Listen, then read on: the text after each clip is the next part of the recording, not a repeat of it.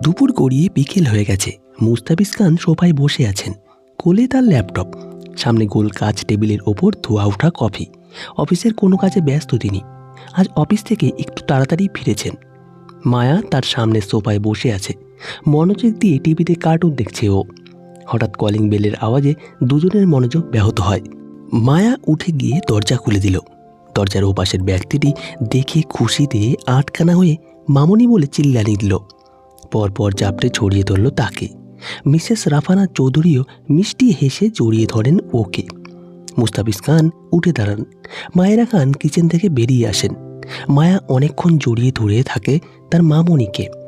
বাহ বাহ, মা মেয়ের এত ভালোবাসা, আমাকে তো কেউ চোখেই দেখছে না।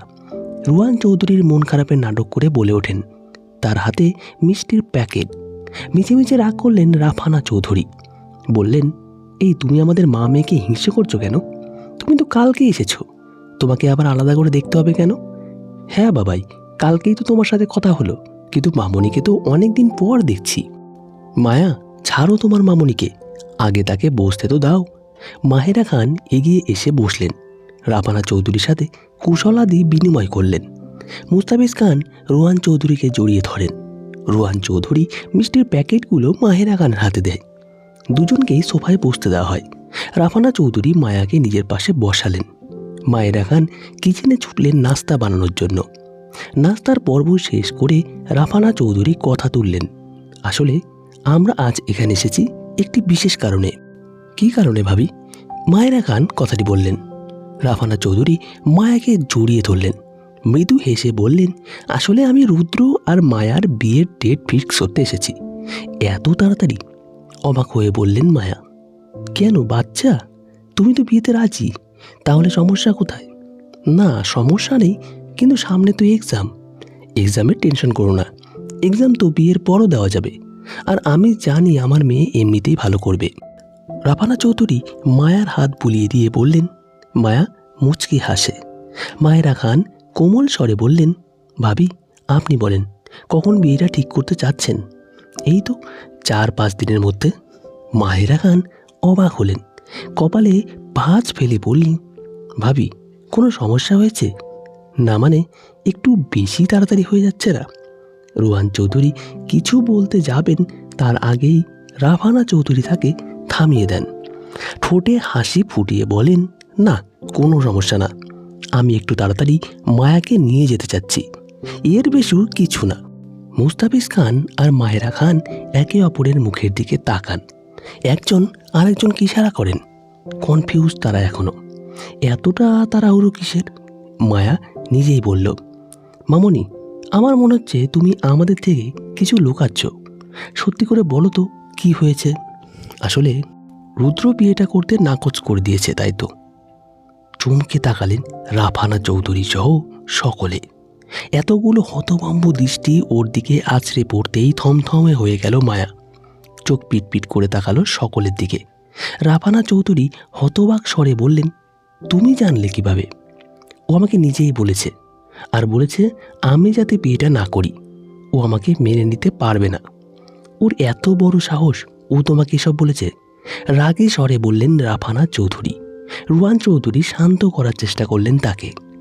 উদ্বিগ্ন স্বরে বললেন, রাফানা শান্ত হও। তুমি? কি শান্ত হব?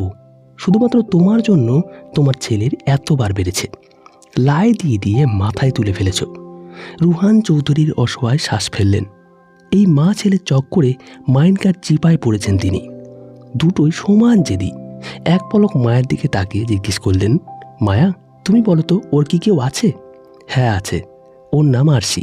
2 বছর ধরে রিলেশনে আছে, তোমার ছেলে আর ও। কণ্ঠ খাদে নামিয়ে বলল মায়া। আমার পুত্রবধূ যদি কেউ হয় তাহলে শুধু মায়াই হবে। অন্য কাউকে যদি আনে ও, তাহলে আমি ঘর ছেড়ে বেরিয়ে যাব বলে দিলাম। অস্থির স্বরে বললেন রাফানা চৌধুরী। তুমি আগে শান্ত হও প্লিজ, ওনাদের সামনে এসব কি করছো? রুহান চৌধুরী তড়িঘড়ি করে বললেন। মুস্তাফিজ খান এতক্ষণ নিশ্চুপ বসেছিলেন, সবার কথা মনোযোগ দিয়ে শুনলেও একটাও কথা বলেননি। এবার তিনি মুখ খুললেন, গম্ভীর স্বরে আওড়ালেন, রুদ্র যদি এই বিয়েতে রাজি না থাকে তাহলে আমাদের আর না আগানোই উচিত। ওর থেকে ওর ভালোবাসা কেড়ে নেওয়া ঠিক হবে না। এ কি বলছেন ভাইজান?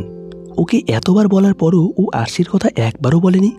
যদি এতই ভালোবাসে তাহলে আরশির কথা অবশ্যই বলতো। রাফানা চৌধুরী সাফাই দিয়ে বললেন। রাফানা চৌধুরী আর মুস্তাফিজ খান আলোচনা করছেন। তিনজন মানুষ মন দিয়ে তাদের কথা শুনছে।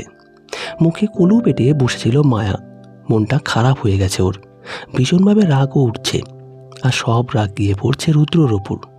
এত করে বলার পরও ছেলেটা মানল না। সে নিজের কথা জারি রাখলো, নিজের জেদেই অটল থাকলো। একবার বিয়েটা কোনো মতে হোক, এর সব কিছু শোধ তুলবে মায়া। মায়া হঠাৎই অপ্রত্যাশিতভাবে বলল, রুদ্রকে ছাড়া আমি কাউকে বিয়ে করব না বাবা। ডাইনিং রুমে যেন একটা ছোটোখাটো বিস্ফোরণ ঘটল। সবাই অবাক চোখে তাকিয়ে থাকলো মায়ার দিকে। মায়া নির্বিকার, মুখটাকে বাংলার পাঁচের মতো করে বসে আছে। মুস্তাফিজ খান অবাক স্বরে ডাকলেন, মায়া, তুমি তো আমার সব পছন্দের জিনিস না চাইতেও এনে দিতে আমাকে, তবে এখন কেন পিছু উঠছ? ওর ভালোবাসা গুরুত্বপূর্ণ, আমার না? আমি ওকে শুধু পছন্দ করি না বাবা, ভালোবাসি। আমি ওকে চাই, নিজের করে চাই। কিন্তু ও যে আমায় চাইছে না।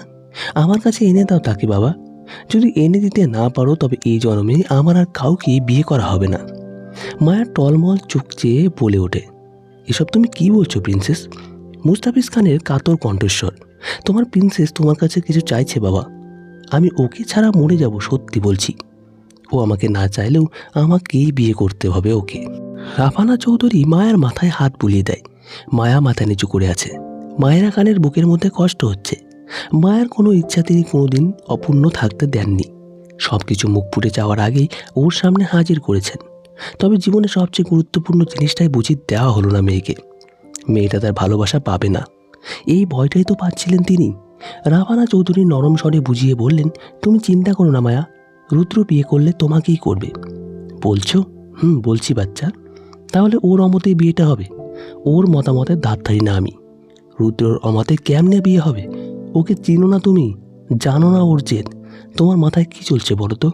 রাফানা চৌধুরী চিন্তিত হলেন। আগে বলো, তোমরা সবাই আমার সাথে আছো? আমার সবাই তোমার সাথে আছি মায়া, রুহান চৌধুরী আশ্বাস দিয়ে বললেন।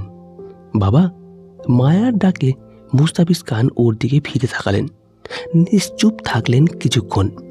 পল কয়েক ভাবার পর বললেন, আমিও আছি। মেয়ের জন্য একটু কুটকাচালি না হয় করলাম। মায়া চোখের জল মুছে বাঁকা হাসে। রুহান চৌধুরীর দিকে তাকিয়ে বলে ওঠে, ঠিক আছে, আপাতত বিষয়টা দামাচাপা দাও, আর ঘাটিও না ওকে। কয়েকদিন নিজের জেদের উপর অটল থাকুক। আমাকে রিজেক্ট করা, তাই না? এমন কাহিনী করব না ও কোনোদিন জিততে পেরেছে বুঝি আমার সাথে। দুজন কপত কপতি বসে আছে পার্কের একটি বেঞ্চে। মেয়েটির পরনে নীল রঙের শাড়ি, আর ছেলেটির পরনে নীল পাঞ্জাবি। মেয়েটির কোলে মাথা রেখে ছেলেটি বেঞ্চে শুয়ে আছে। মেয়েটির হাতে বাদামের ঠোঙ্গা। সন্তর্পণে বাদামের খোসা ছাড়িয়ে ছেলেটির মুখে দিচ্ছে, আবার নিজেও খাচ্ছে। ছেলেটি মুখ নাড়িয়ে কিছু বলছে, হয়তো প্রেমময় বাক্য আওড়াচ্ছে প্রিয়তমার নিকট। মেয়েটিও তা শুনে খিলখিল করে হেসে উঠছে। ছেলেটি তা দেখে মেয়েটির চুলে বাঁধা কাচরা ধরে টান দিচ্ছে। বিকেলের সময় মাথার ওপর নীল আকাশ, সূর্যরশ্মি কিরণ দিচ্ছে। কাচের ওপাশ থেকে দুজনের দিকে এক দৃষ্টে চেয়ে আছে রুদ্র। মুখে তার হাসি লেপটানো। মানুষের ভালোবাসা দেখতেও ভালো লাগে। তার পরনে অফিসের ফর্মাল পোশাক, সামনের টেবিলে ধোয়া ওরা গরম কফি। কয়েকদিন হলো বাবার অফিসে জয়েন করেছে সে। পড়াশোনার পাশাপাশি অফিসের হাল ধরারও চেষ্টা করছে। অফিস থেকে ফেরার পথে পার্কে কিছুক্ষণ সময় কাটাতে চেয়েছিল। পার্কে সব কপত কপতি, অনেকে তাদের বাচ্চা নিয়েও পার্কে ঘুরতে এসেছে। তাই পার্কের পাশে রেস্টুরেন্টে বসে কফি অর্ডার দিয়েছিল। আর তখনই চোখ পড়ে দুজন কপত কপতির দিকে। মাঝে 2 দিন কেটে গেছে, কিন্তু অবাক করা বিষয় হচ্ছে তার মা বাবা এই 2 দিনে একবারও বিয়ের কথা তোলেনি। তার মা যে বিয়ে নাকচ করার ফলে ঘর ছেড়ে বেরিয়ে যাচ্ছিল, সেও বিয়ের কথা বলেনি। মায়াও কেমন জানি ব্যবহার করছে। এই 2 দিন ভার্সিটিতে দেখা হয়েছিল। মায়া কেমন যেন ইগনোর করছিল তাকে। রুদ্র দীর্ঘশ্বাস ফেলে। ও মায়ার ফিলিংস বোঝে, কিন্তু মায়াকে নিজের জীবনের সাথে জড়াতে ভয় হয়। যদি কোনোদিন মনের অজান্তে কষ্ট দিয়ে ফেলে সেই ভয়। বিয়ে ভালোবাসার চক্করে যদি ওর বন্ধুত্ব নষ্ট হয়ে যায়, রুদ্র সহ্য করতে পারবে না। এই বন্ধুত্ব সব কিছুর ঊর্ধ্বে। রুদ্র কফির কাপে চুমুক দেয়। রুদ্র, আরশির ডাকে দৃষ্টি তুলে তাকালো রুদ্র। আরশি বসে আছে ওর সামনের চেয়ারে। রুদ্র মিষ্টি হেসে বলল, থ্যাঙ্কস এত ব্যস্ততার মাঝেও দেখা করতে আসার জন্য। আসলে কথাটা অনেক আর্জেন্ট ছিল, না বলা পর্যন্ত শান্তি পাচ্ছিলাম না। বলো কি বলবে? আমার কথা তোমার মা বাবাকে কখন বলবে? অবাক হয়ে তাকালো রুদ্র। এই প্রথমবার আরশি এই কথাটা বলল, নয়তো ওরা রিলেশনে আছে 2 বছর হতে চলল। আরশি কখনো বিয়ে করার কথা বলেনি ওকে। রুদ্র বিভ্রান্ত স্বরে আওড়ালো, হঠাৎ এই কথা? কোনোদিন তো বলো না তুমি। কোনোদিন বলিনি, আজ বলছি। বিয়ের বয়স হয়েছে আমাদের, তুমিও অফিসে জয়েন করেছো। আম্মু একবার তুলেছে বিয়ের কথা, আমি তোমার কথা বলেছি। আম্মু আব্বুর আপত্তি নেই, তুমি তোমার মা বাবাকে জানাও। রুদ্র চুপ থাকলো ক্ষণকাল, মাথা নিচু করে দৃষ্টি রাখালো টেবিলে। এই কথাটা রাফানা চৌধুরীর কানে গেলেই হলো, ওর আম্মাজান ঘর থেকে বের করে দিবে ওকে। বিয়ে করার চক্করে উপরে একমাত্র ছাদটাও হারাতে হবে রুদ্রকে। মায়াকে বিয়ে করবে না বলেছিল, তাতেই যে রণচণ্ডী রূপ ধারণ করেছে। আর সেকে বিয়ে করার কথা বললে কি যে হবে তা ভাবতেই রুদ্রর গায়ে কাঁটা দেয়। শুনেছিল মায়ার জন্মের সময় যে কেবিনে মায়ার জন্ম হয়েছিল সে কেবিনেই দুজনের বিয়ে ঠিক করে রেখেছিল ওদের পরিবার। কোনোদিন এই কথাটা শোনানো হয়নি ওদেরকে, হয়তো পড়ালেখায় এফেক্ট পড়বে তাই। শোনালেই ভালো হতো বোধহয়। রুদ্র মায়াকে ওই দৃষ্টিভঙ্গিতে দেখতে পারত, এতগুলো রিলেশন করতো না। বাট মেয়েটাকে যে ও বেস্ট ফ্রেন্ড ছাড়া আর কোনোদিন কিছু ভাবতেই পারেনি। এমনকি রিলেশনগুলো জাস্ট টাইম পাস করার জন্য করেছিল, বিয়ের জন্য না। আরশিকে কী করে বোঝাবে এটা? হাজারো মিথ্যের মাঝে এটাই সত্যি, আরশির জন্য ওর সফট কর্নার জেগেছে।